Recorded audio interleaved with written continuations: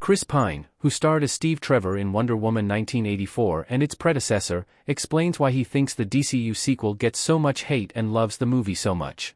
It's not fair to call the DCU's first Wonder Woman solo movie a surprise hit given the character's iconic pop culture status, but few expected it to be quite as good as it is or perform as well as it did given the divisive nature of several preceding DCU projects. Wonder Woman 1984, while it has its fans, failed to earn audience approval on the same near-unanimous scale.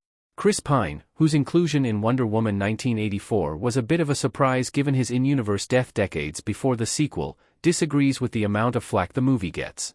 Speaking with Entertainment Weekly to break down his most iconic roles, the actor discussed what makes Wonder Woman 1984 different from most other superhero movies and why that may have rubbed fans the wrong way. Read his full quote below. Why Wonder Woman 1984 wasn't as well received as its predecessor. Whether the lukewarm reception to Wonder Woman 1984 is justified or not, it's clear that it didn't land quite as well with critics and audiences overall. The reasons why vary, and the movie's problems are generally several smaller things that add up instead of many big, obvious flaws. On paper, the concept sounds great. The movie is another period piece, set, unsurprisingly, in 1984 instead of 1918, and the idea of a villain who's a living monkey's paw who grants wishes with a cost is a compelling concept.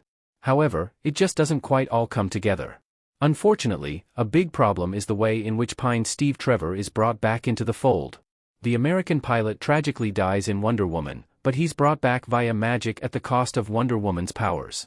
In theory, forcing Diana to choose between the power to save countless lives and a life with the man she loves is a wonderful dilemma.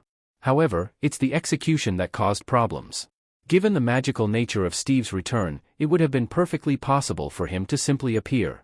Instead, he inhabits the body of another living person, causing all sorts of issues with bodily autonomy and consent, given Steve and Diana are intimate, among other things. However, there's still much to love about Wonder Woman 1984, including Pedro Pascal's charming Maxwell Lord and the vibrant 80s color palette.